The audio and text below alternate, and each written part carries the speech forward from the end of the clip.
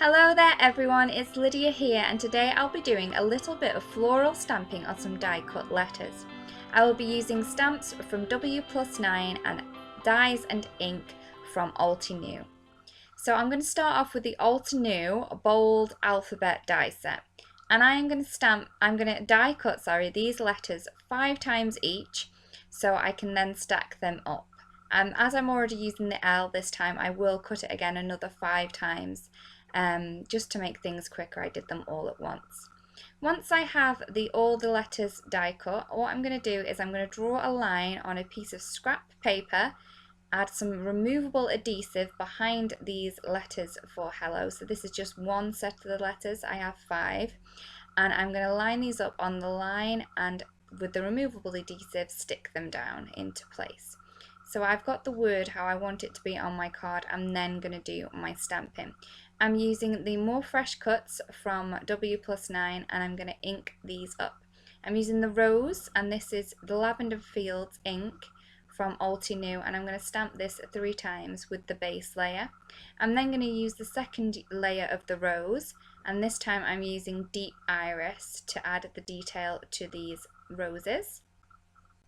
Then I'm going to move on to the little leaf, so I'm using Olive here, Altenew Crisp Ink Olive, and I'm going to stamp this a number of times around the roses to give them a bit of, give them a bit of love, make sure they have some friends around them. And then I'm going to add in the detail layer for the little leaf, and I'm using Olive Crisp Ink here. So this is the Altenew Crisp Ink. And then I'm going to add in some pink flowers. This is Cotton Candy, and I'm using the 2 flowers, which is supposed to go on a stem, but I'm going to be using them on their own. It does take a little bit of wiggling to get them into the right place that I want them, but just persevere, you'll get a great composition. I just want the flowers at the bottom of my letters, so that's why I'm working from the bottom up. For the detail images on these flowers, I've used Coralberry Crisp Ink from Altenew, and it's one of my favourite colours. It's one of the first ones that they come out with, but I still go back to it time and time again. It is a beautiful colour. I'm then going to stamp in these little leaves, so the little frond, I should say, a little frond. And this time it's Bamboo Crisp Ink, and I'm just going to place these around, and I think it gives a great look, giving more of a higgledy-piggledy look to the height of your images. I'm then going to add in some this little piece. It's a centerpiece from one of the flowers, and I think that it helps bring everything together, so you can fill in some gaps, but it also lightens the colours up because I'm using Mango Smoothie Crisp Ink. And it just gives a bit of texture, depth and dimension without taking away from the full images, because it's just a kind of a filler image if you use it this way rather than the centre of a flower. So I'll be doing this with the Mango Smoothie, which I'm doing here. Then I'm going to move on to the the Cotton Candy Crisp Ink, and also some Lavender Fields, just to bring the whole colours in together. Sometimes you feel that you don't have enough purple in one spot, so you can just add in this little filler image to add in the little colour where you want it. So the Lavender Fields, and this is the Cotton Candy, So I'm just going to add a couple of those in, and then that's the stamping of my letters all finished.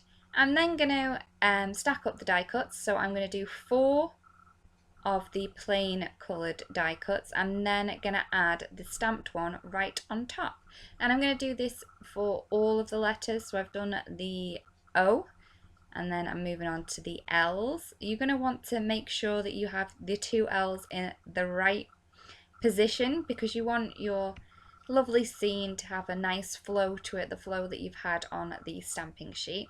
So as I attach these to the scrap cardstock with some removable adhesive, I can then take them off without ripping them, and then add them on so that we do have the nice flow in the scene as we did with the stamping. So we're just finishing up the E and then moving on to the H.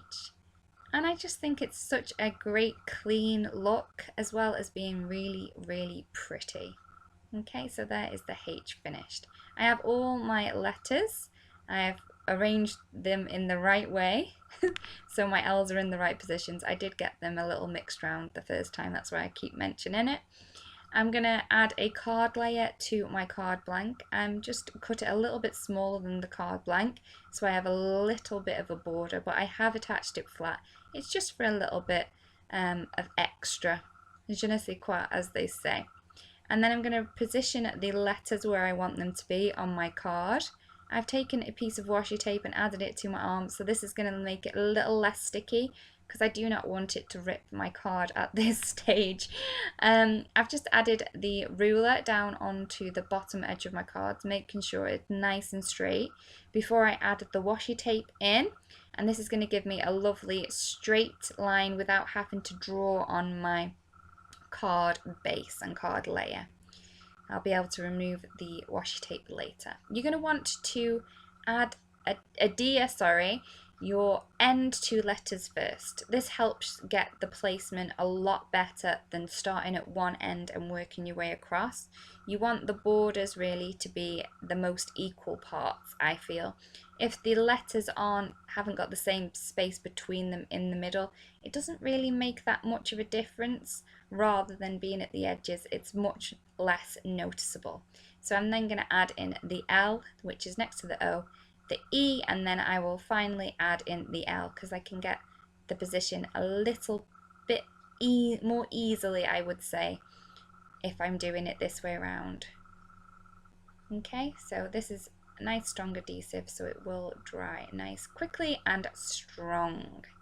And there we go. I'm just going to remove the washi tape. I tend to pull it right back as flat upon itself as I can, and this will minimize any rippage that you're going to get. So there's the card finished. Thank you so much for watching the video. I really hope you've enjoyed it and got a couple of ideas to create floral stamped images onto some die cuts. Thank you so much for watching again, and I really hope you have a beautiful day. Goodbye.